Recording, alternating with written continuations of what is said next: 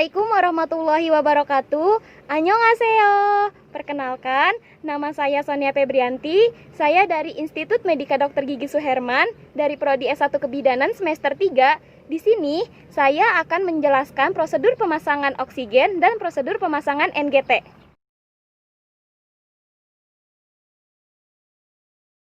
Pemberian terapi oksigen adalah suatu tata cara pemberian bantuan gas oksigen pada penderita yang mengalami gangguan pada pernafasan. Tujuan dari pemberian oksigenasi adalah yang pertama, untuk memenuhi kekurangan oksigen, yang kedua, membantu kelancaran metabolisme, yang ketiga, sebagai tindakan pengobatan, yang keempat, mencegah hipoksia, dan yang kelima, mengurangi beban kerja alat nafas dan jantung. Langkah yang pertama adalah persiapkan alat.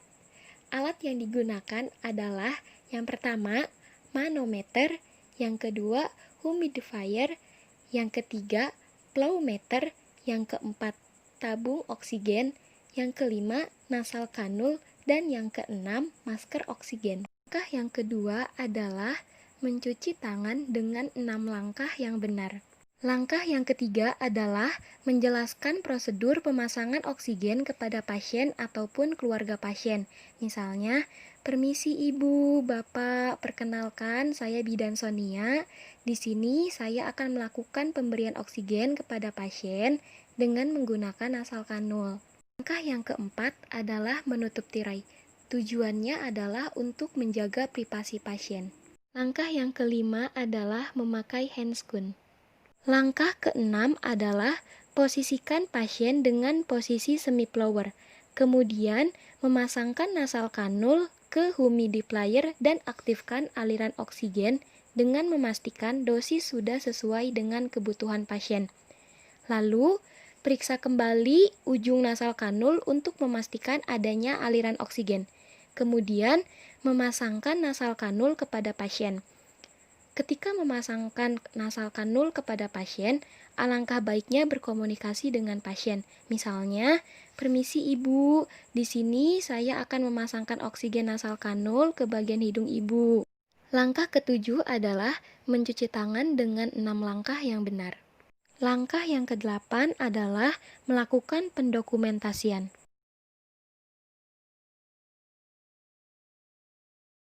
Pemasangan selang NGT adalah memasukkan selang NGT ke dalam lambung pasien melalui hidung dan nasofaring.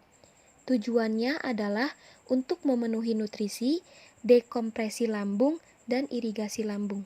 Langkah pertama adalah persiapan alat.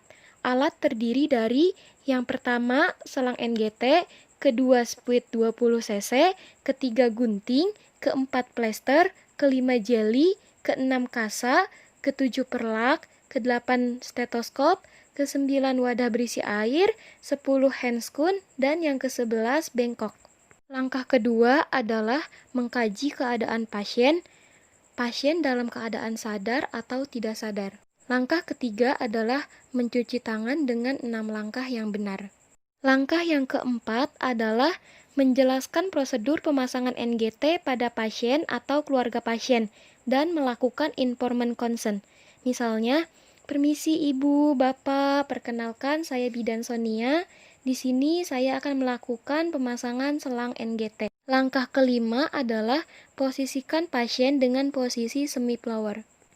Langkah keenam adalah memasangkan perlak di dada pasien, kemudian mengecek kepatenan lubang hidung pasien yang akan dimasukkan selang NGT. Langkah ketujuh adalah mencuci tangan dengan 6 langkah yang benar.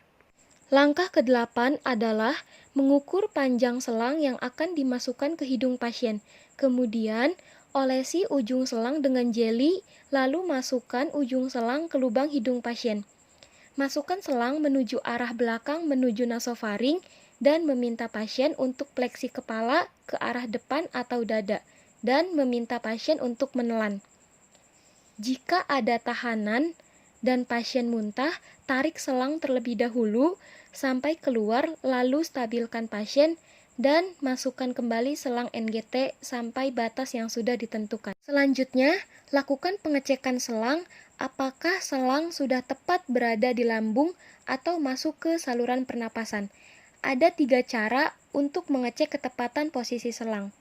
Cara yang pertama adalah melakukan aspirasi dengan menggunakan spuit 20 cc. Jika keluar cairan lambung seperti berbusa dan kekuningan, tandanya selang sudah tepat berada di lambung. Dan jangan lupa kembalikan lagi isi lambung tersebut. Cara yang kedua adalah menggunakan spuit.